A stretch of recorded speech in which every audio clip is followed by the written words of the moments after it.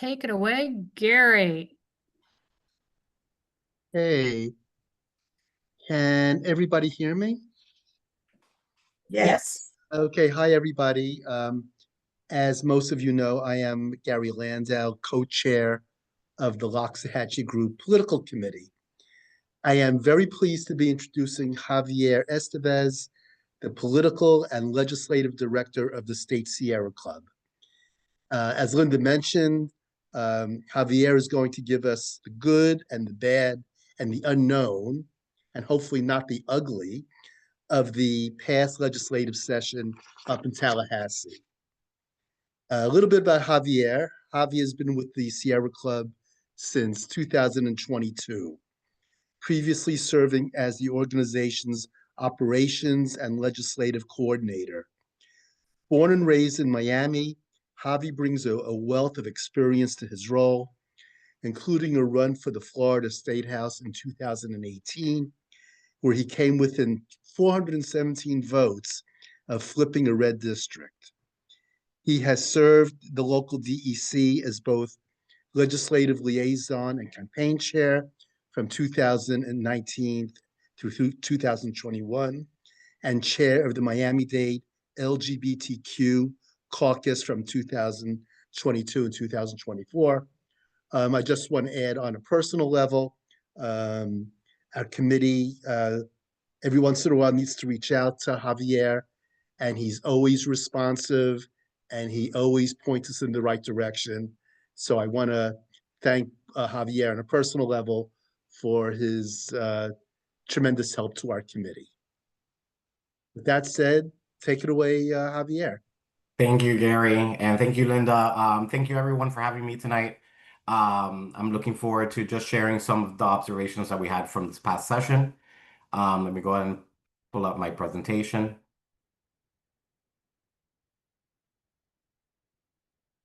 All right. Is everybody able to see that all full screen and nice? Yes, we can. Thank you. All right, perfect. So this is our rundown of the 2025 legislative session that we just went through. So what we're going to do is we're going to, number one, I want to go over the goals that we went in with to our legislative session this year. Then we're going to go to the good. Then we're going to go to the bad. But I found myself kind of wanting to say the kind of bad because out of this whole session, there was one bill that was very bad that ended up passing. But the rest were just, not as bad as we've seen before. And we were really able to make some progress in some of those issues. And then the last thing I want to touch on is the way forward, because, we had a very good legislative session this year. But just because we had one good session doesn't mean that we stopped. It's about learning the lessons that we did this year and taking them into our next session, which we are about to start gearing up for already, because that's going to start in January of next year. So the goals that we had going into this legislative session were stay on offense. We wanted to identify the issues that we can make a real difference on and stay on the offensive rather than letting others take the lead.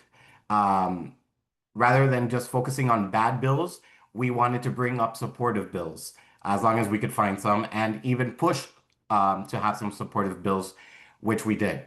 And two was to work with partner organizations to make sure that whatever bills that we were supporting were moving forward. Number two, we wanted to focus on the controllables rather than, kind of like starting from like a back foot, staying on top of what the bills were doing. And then rather than just chasing every single bad or kind of bad bill, we wanted to focus on a limited number of bills that we knew were going to be moving, either good bills or bad bills, and make sure that whatever we were doing in either supporting or opposing those bills was going to make a difference in those. So we reviewed tons of bills and we identified the most likely to move, and we used our membership to advocate our positions on those bills. And the top goal that we went into for this session was to start building relationships. We wanted to identify those issues that we can use to reach out and start building relationships with elected officials that we wouldn't usually be reaching out to. So top thing we did there is give local groups the resources they need to make those connections and meet elected officials where they were. So either that was our in-office, our in-district office visits, our delegation meeting visits, or even our lobby day that we did this past year, which was the first lobby day that Sierra Club did in many years. We wanted to make sure that we were in front of our elected officials and trying to make those connections as much as possible. So for the good, top one was the State Parks Preservation Act. Sierra Club, Florida, along with partner organizations across the state, secured lasting protections for Florida state parks. From the beginning, we as an organization led the fight against the plans for development for our state parks. And we started last year and we pushed it all the way until this bill was passed and signed by the governor. So we won.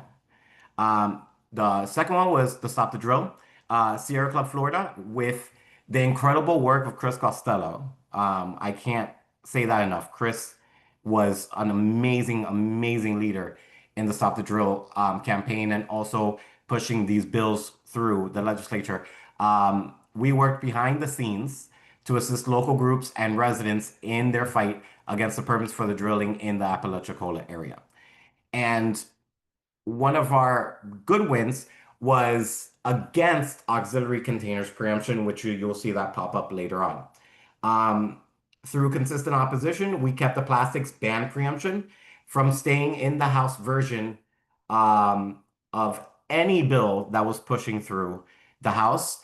The Senate version, because the House didn't take up the plastics ban preemption, that kept the Senate versions from pushing forward, even when they added it to a bill that we were supporting about keeping any new waste incinerators 0.5 miles away from any new residential areas. So, as you all know, we had been in the fight to save our state parks since last summer. Because of Sierra Club Florida and our organizational efforts last year, we stopped the governor's plans of developing inside of our state parks within 8 days. That fight was incredible. We saw people from all over the state, from across the aisle, come out and say, listen, this is a bridge too far. You will not develop in our state parks. And, a lot of organizations would have stopped there, but we realized that Governor DeSantis gave us that wedge issue, that middle of the road issue that we needed to start making some headway inside of the legislature. So we started going crazy right after we won that first battle where they said that they were going to put it on the back burner. We said, listen, there's no back burner, there's no coming back with a new plan. We need this stopped right here and right now, never coming back. We came up with a bumper sticker campaign, which you'll see on the top right-hand corner. We had our own separate website for volunteers and members and the public to go and sign up and see how they can help us push for saving our parks. And we had a pledge card that our members were passing out during delegation meetings and in office visits to make sure that we got our legislators support in making sure that they weren't going to pass and they weren't going to support any legislation or any budgets with any line items that would have helped us develop in our state parks. Luckily, going into session, we saw that in the Senate side, Senator Gail Harrell, and then on the House side, Representative Snyder introduced pieces of legislation that would have stopped development in our state parks. Unfortunately, those first two bills in their original form really had no teeth to it, and they would not have actually stopped the development that we were trying to stop. So us, along with so many other organizations, kept on pushing and pushing and pushing. That led to our Love Fest for state parks that happened just about a week before our lobby day, happened in Tallahassee. where we had over 30 events throughout the state, positive events.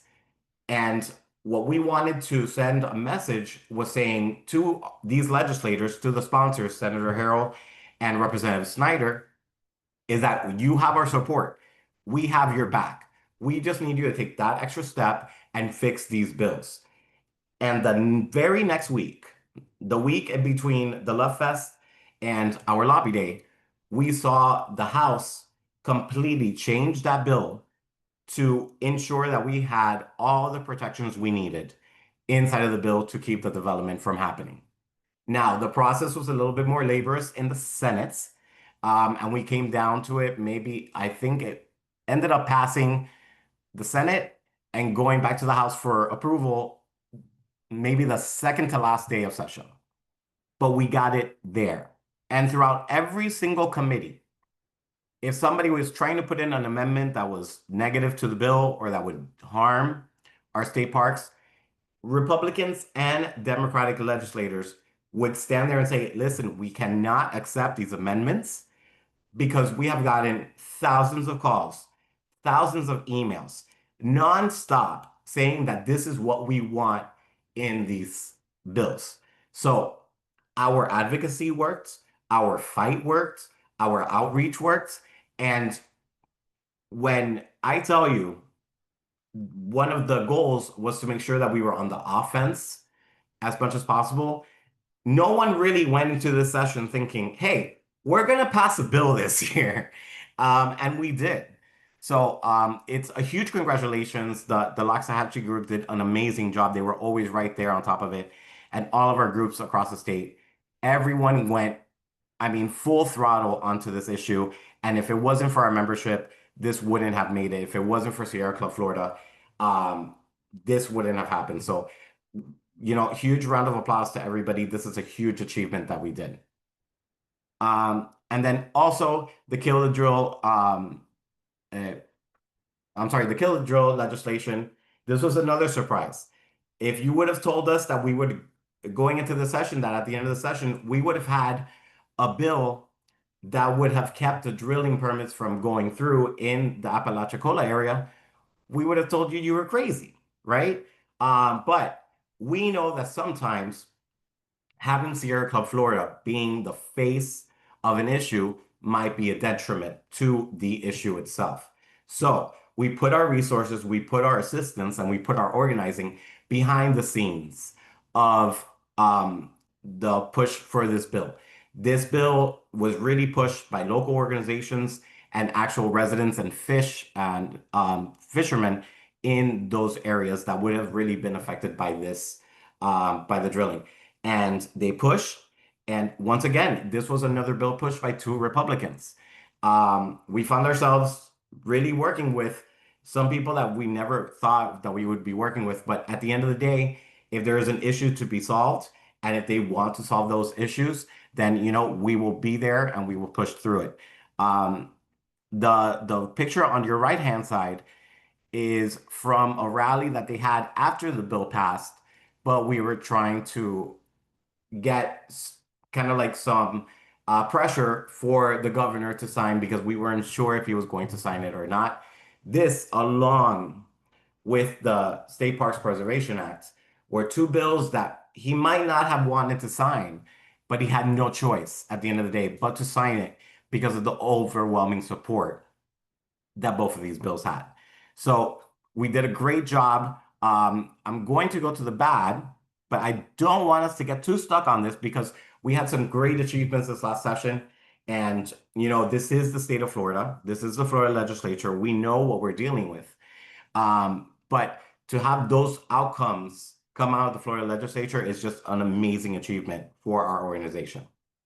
When I say I don't want to say this is all bad, I can say kind of bad because there's one that was really, really bad, right? And that's the amendments to the state constitution. The bill pretty much passed along party lines, but we, Sierra Club Florida, along with so many other organizations among the state, strongly opposed the bill. I'm sorry. Unfortunately, this one passed, even though it was horrible. And it is completely unconstitutional. But this was one of the things that the governor wanted, and has been pushing for. And unfortunately, it is time to start figuring out how we're going to be able to work through the impediments that they have put additionally on citizens to get constitutional amendments on the ballot on our own. The second one was not a bad bill until the last minute. That was SB 180, which is emergencies. The majority of the bill was a great bill. And unfortunately, there wasn't much that we could do to stop this bill because the majority of the bill was a good bill dealing with hurricane emergencies, and making sure that areas had those resources. But there is an issue, there is a problem in the bill. A part of it is preempting local governments. Those areas that were in the path of the previous hurricanes that are still recovering, they're preempting them from making any decisions on building regulations and other things for the next 7 years. We did send a veto request to the governor because of that one part. But unfortunately, with all the other parts of the bill, the chances of that getting vetoed were very slim. So that is going to be one thing that we are going into next session, trying to go ahead and push to either get a bill in there that kind of like removes that issue, or, revisiting that with some legislators, seeing if we can maybe pull that back. So that's going to be one of the things that we go into next session with. And then the last thing, which was the bad thing that we were really pushing back against last session, was the plastics preemption that I already spoke about. While we were able to keep this from passing this session, just like last session that we did, we do expect it to come back next session. This is something that keeps on popping up every single session. This bill pretty much says, the sponsors of this bill like to say, oh, well, we don't like to have a hodgepodge of plastic preemptions throughout the state because, some companies work throughout the state and it's very difficult for them to operate different ways in different counties. So instead of doing a statewide plastics preemption, a statewide plastic ban, we're just going to preempt it all across the state and you can't do anything about it, right? Which is completely ridiculous. So right now we are looking into the possibility of supporting a bill that will keep a plastics preemption from happening completely, like the one that Senator Carlos Guillermo Smith introduced last session. So we had one senator introduce a plastics preemption that would have preempted a plastic ban in the complete state of Florida, including in our state parks, including in state buildings, everything like that. And then we had Senator Carlos Guillermo Smith introduce a piece of legislation that said, listen, the Department of Environmental Protection has already put out recommendations for what kind of plastics bans we should have in the state. These are the recommendations. We want to put these in. So we're going to be having conversations. And if that bill is going to come back, then that might be a possibility of a bill that we push forward like we did with the state parks and the Kill the Drill. And then our way forward, right? So we are taking our lessons from this session and previous sessions and saying, what is it that we are going to be focused on for this upcoming session? And also, what do we need to build up for all the sessions that come after? So offense rather than defense. We're going to continue to identify issues that cross party lines and that Sierra Club Florida can move forward in the legislature. We will continue to defend against bad bills, but we have to continue pushing legislation that can pass. So, unfortunately, are we going to be able, in this kind of environment that we have in the legislature, are we going to be able to get past complete renewable energy goals by 2030 or 2040 in the legislature? We're not. But just like issues like the state parks bill, or another bill that we supported this session that passed was the rollback on the ban on people using private beaches. private parts of the beach.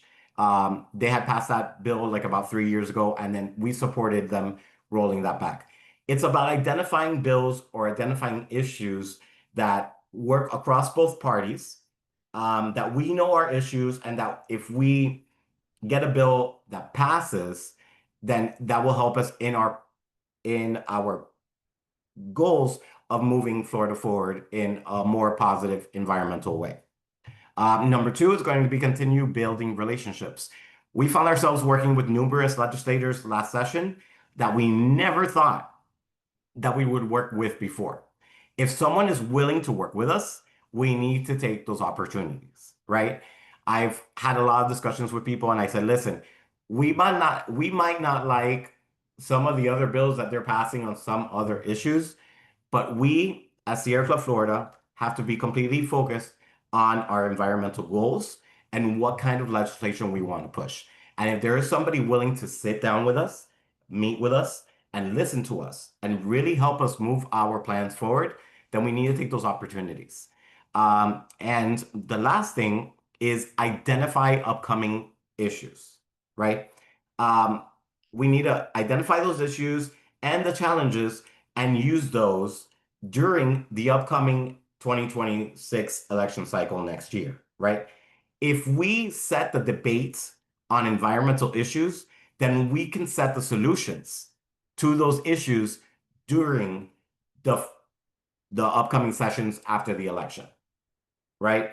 If we are the ones in the state of Florida saying that these are our top four environmental issues that we need our candidates debating, and these are the solutions that we are looking for, then we need to start ourselves up in a leadership position in this state to make sure that we are the ones that in the upcoming sessions are pushing, and we're the ones that they come to us for those solutions.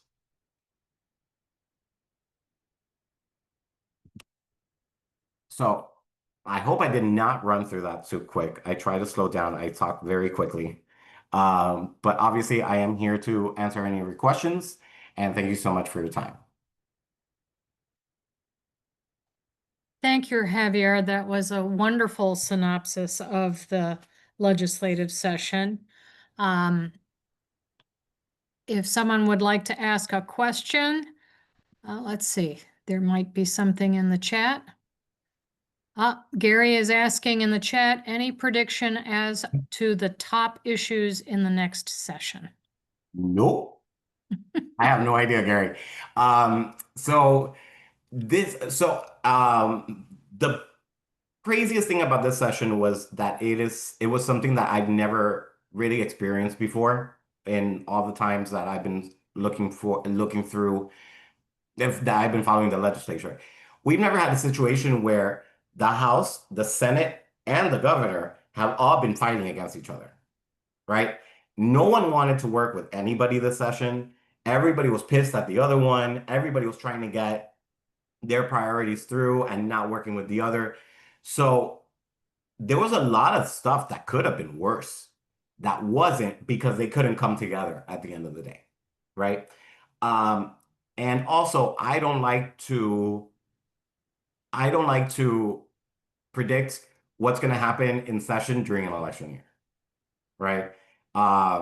They are going to be setting up a lot of things. The last legislative session that we had during an election year, it was all about Governor DeSantis's top priorities, giving DeSantis carte blanche over everything he wanted so that he can run in the primary and all of that. So what we're going to see is a lot of what they should be prioritizing for their legislative runs, right? And what they want to focus in on.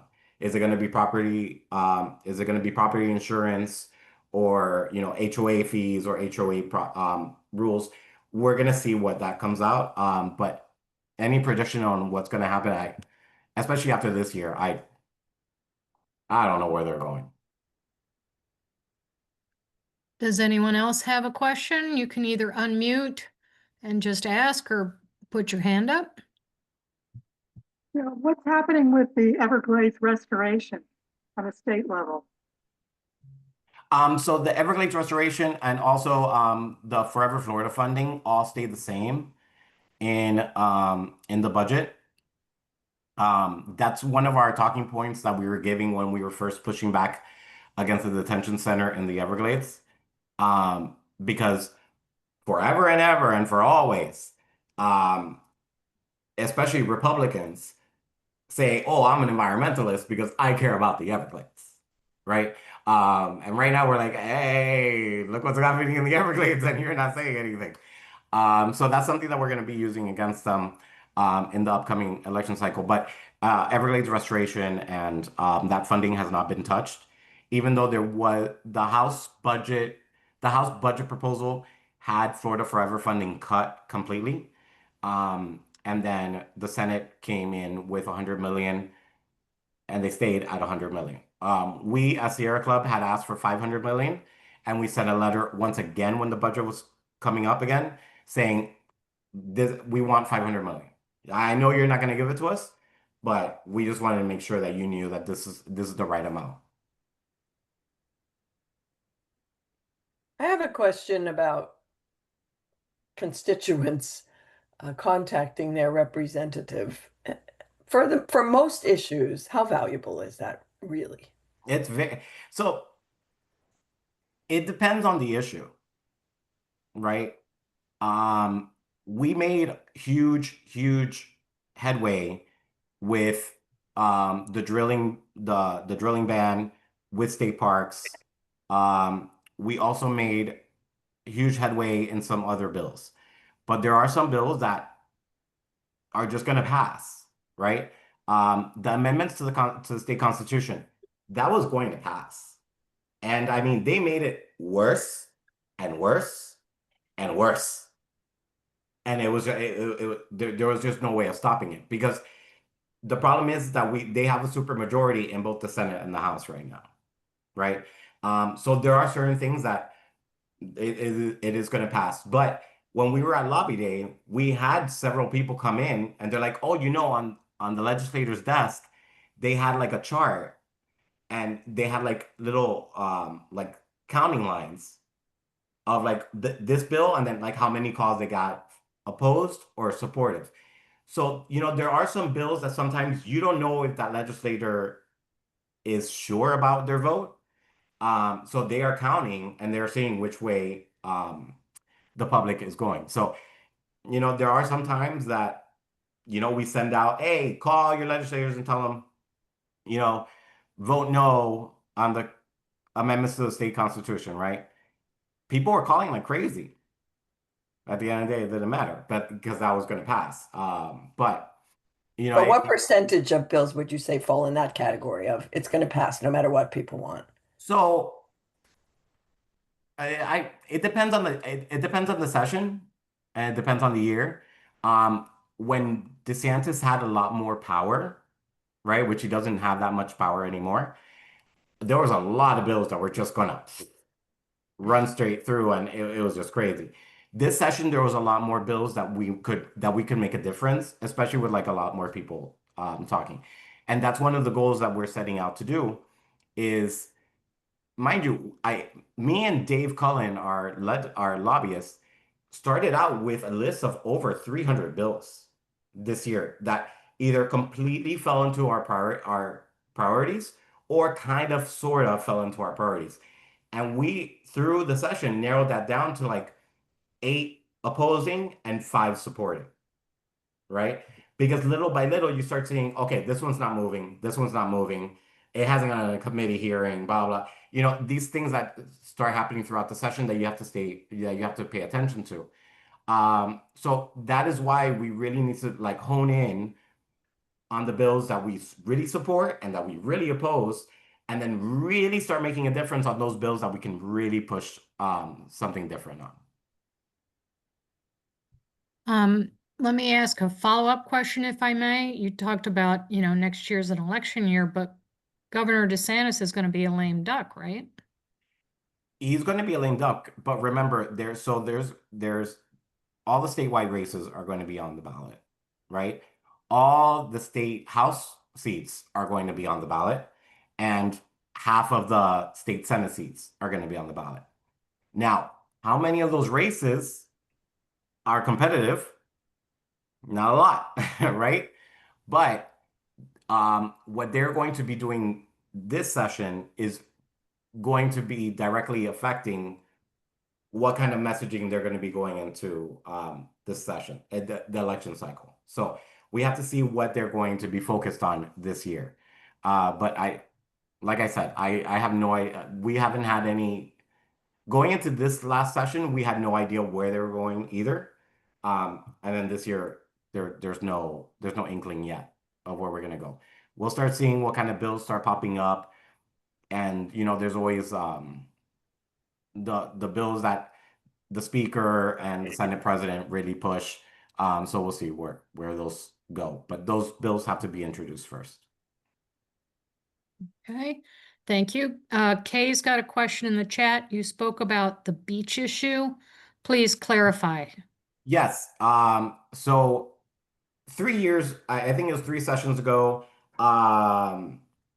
Senator Pasadomo passed a bill that made certain parts of a beach completely private, especially the ones that were like right in front of somebody's house.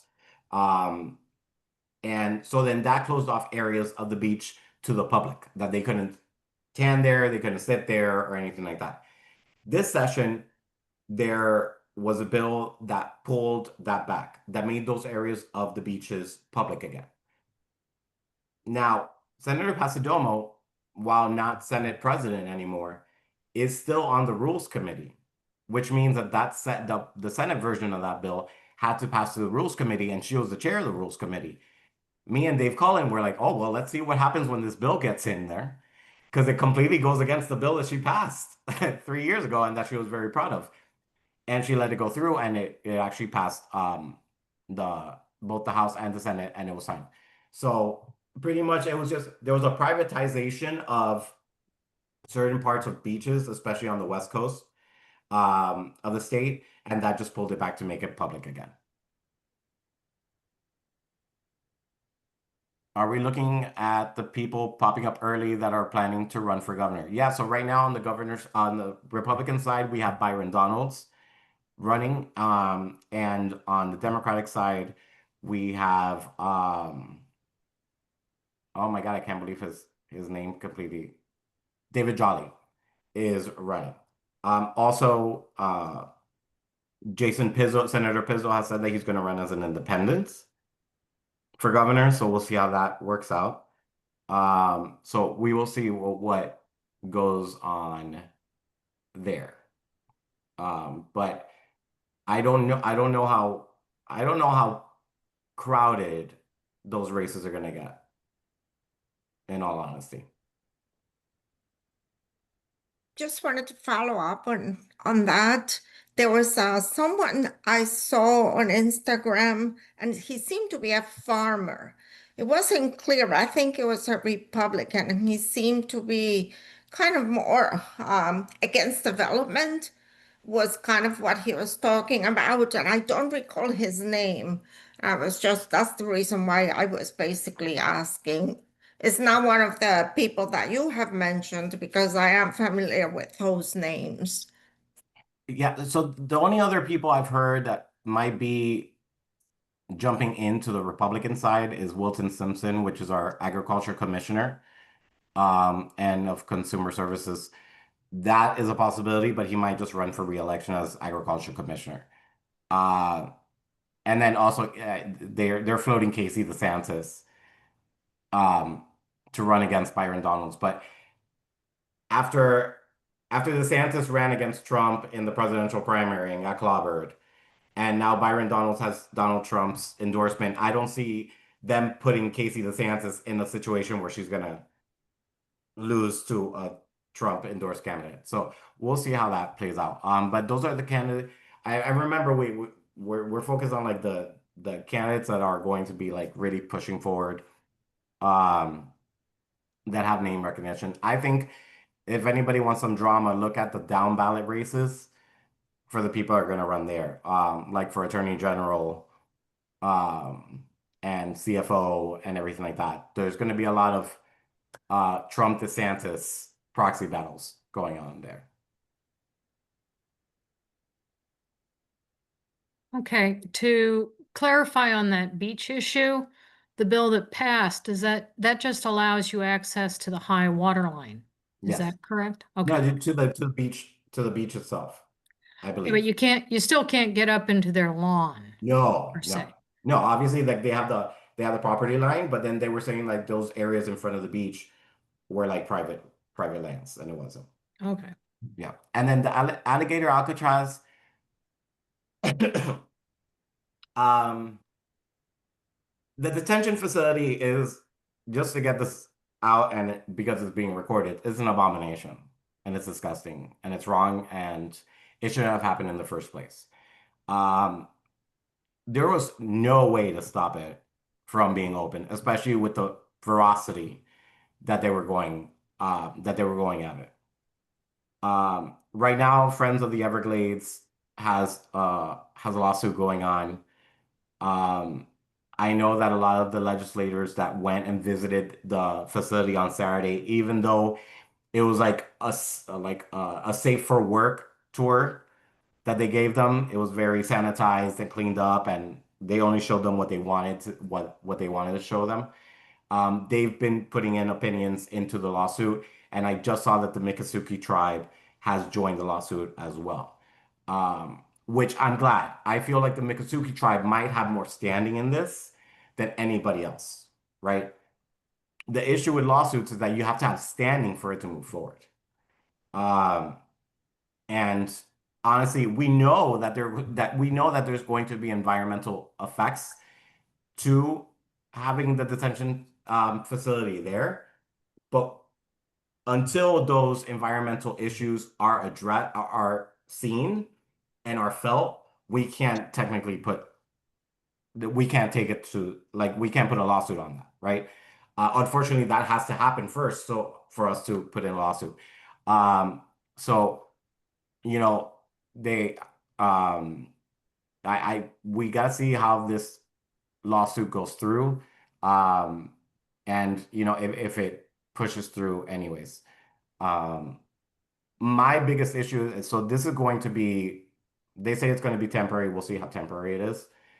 Um, my issue is that there's been talk of of mining around that area, and there was also talk of them reopening that airport and expanding that airport before.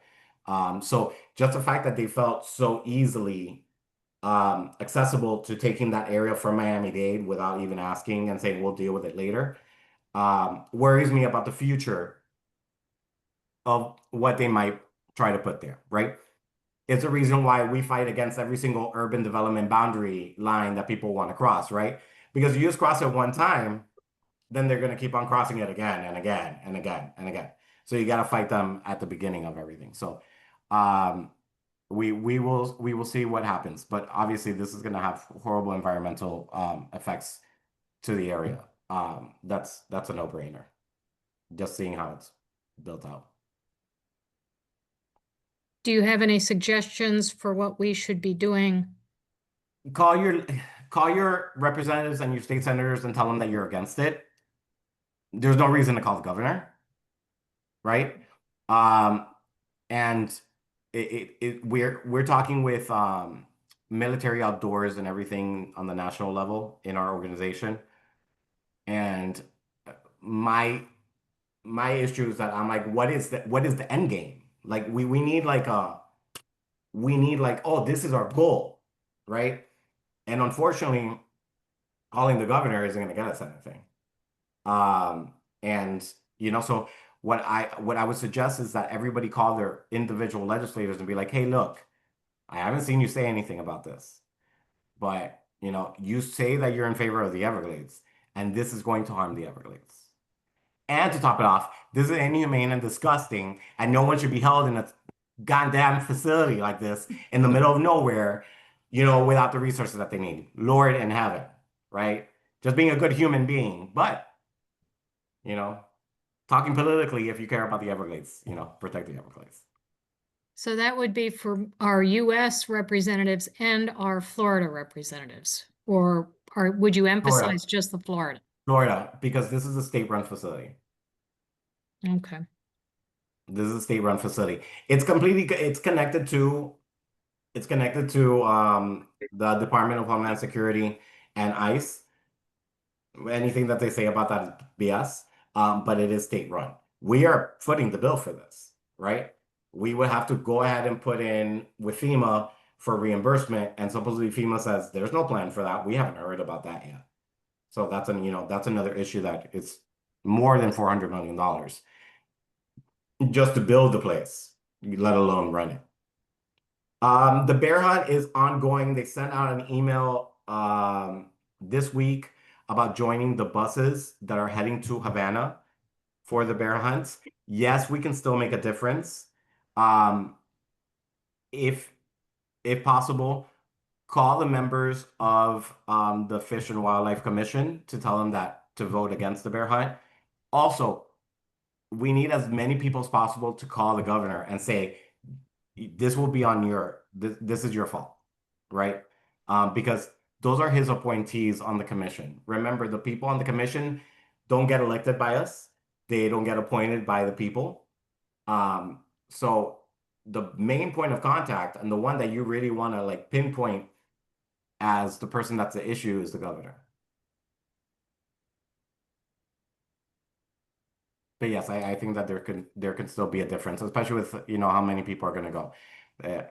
I know this is Florida, and things sometimes we feel like it's not worth it. But I'm telling you, we have lasting protections for our state parks in the state because of the work that we did.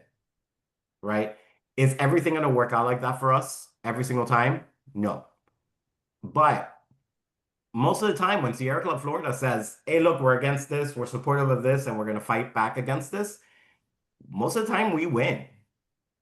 Like if you look around from our local groups all the way to the chapter, we win a lot of our fights, right? So we just got to keep on pushing and keep on fighting, and we'll most of the time we make a difference.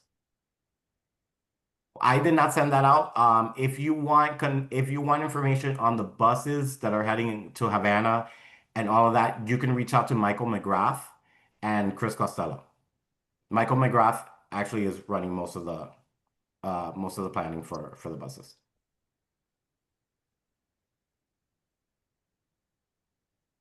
I'm going to put Michael McGrath's email in the chat. If I Does anyone remember have- correctly, though, the closest bus from here was from Orlando. There was no bus Correct. South Florida. Yes, but they are working on getting some caravans or people partnering up to leave from down south to go to Orlando. I mean, obviously they know that this is an issue. The state knows that this is an issue because they put it in Havana, Florida. Which somebody said Havana, I'm like, what? I'm like, I've never heard of the place, right? So they're making it as difficult as possible. So they're gonna be probably pleasantly surprised when all these buses show up in Little Havana too. Havana, Cuba is actually closer, you know that. Havana, Cuba's closer than that place. I know.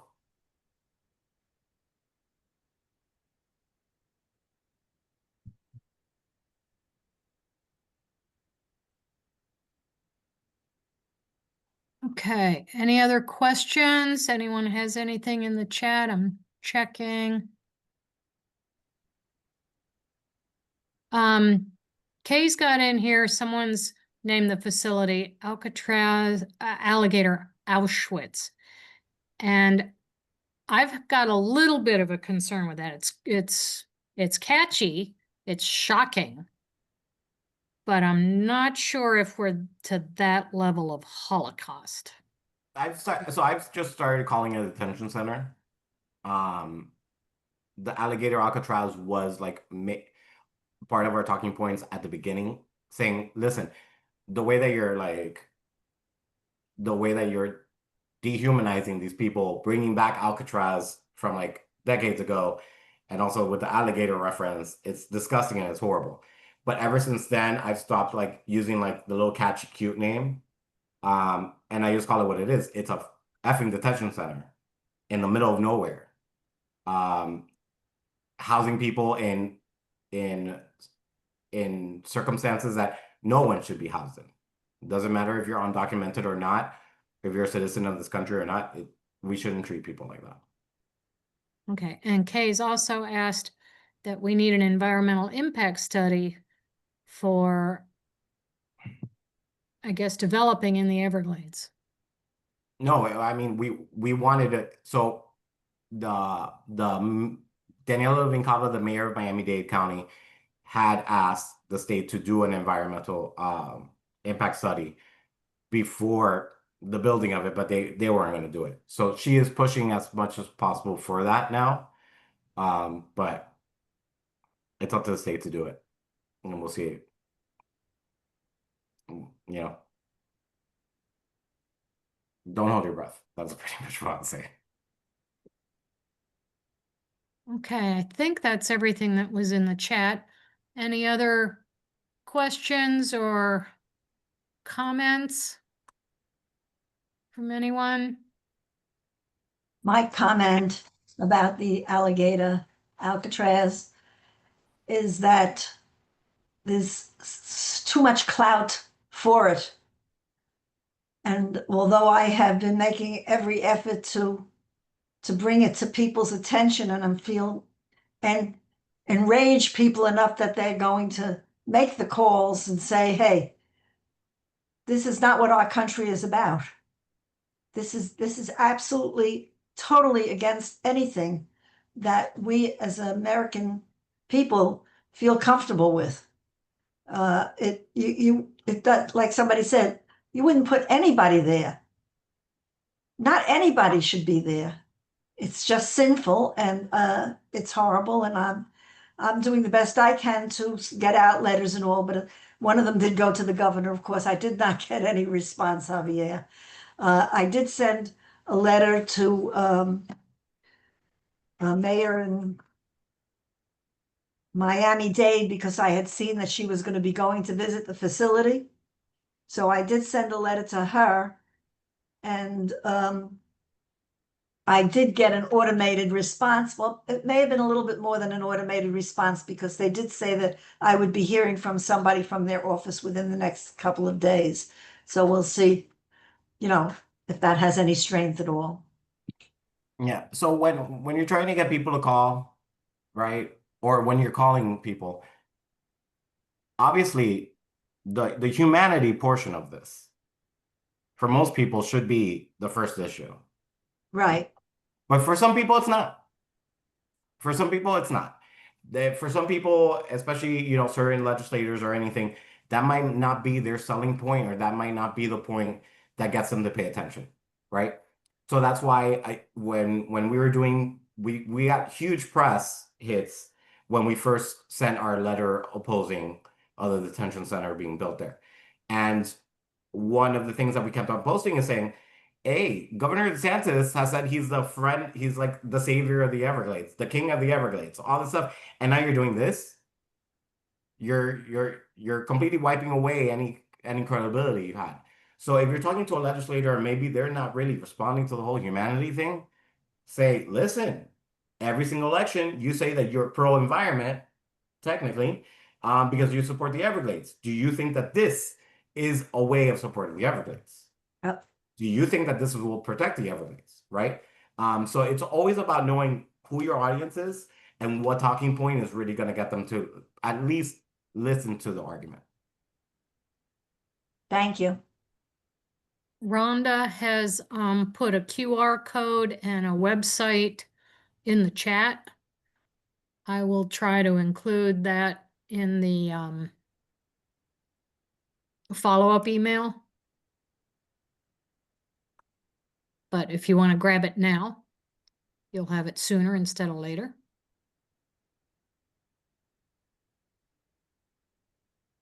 Anything else?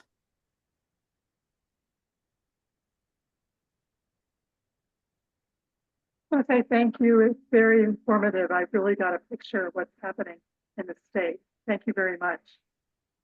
Thank you. Okay, well, we've still got everyone. Javier, would you like to announce your mystery question? Yes. So who was the state senator that introduced the State Parks Preservation Act in the Senate? Okay, put it in the chat, folks.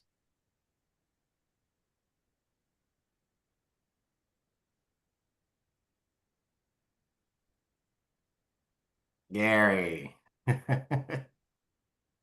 Okay, Gary. Got Shows the it answer. shows I was paying attention. And That's also, it was a little bit of a, like, I had picked this earlier today, but it was a little bit of a cheat because Linda put in the two sponsors Yeah. on the I chat I didn't earlier. know that was the question, honest. I know, but I was like, oh, I'm like anybody like watching both the chat and the presentation will get it. And even so, none of us got it. Well, Gary got it. I got it. Gary's the political chair. He should get it.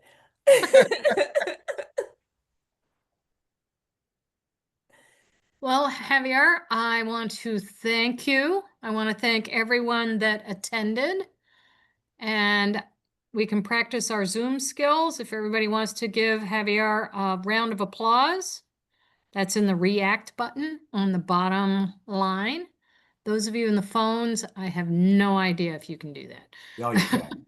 Oh, look at the hearts. Thank you everybody so much, and get ready because probably around September we're gonna start rolling out our next legislative session, gearing up, and then in February we will be in Tallahassee again for Lobby 8. So get ready to get a little bit cold. It's going to be a lot colder than this year.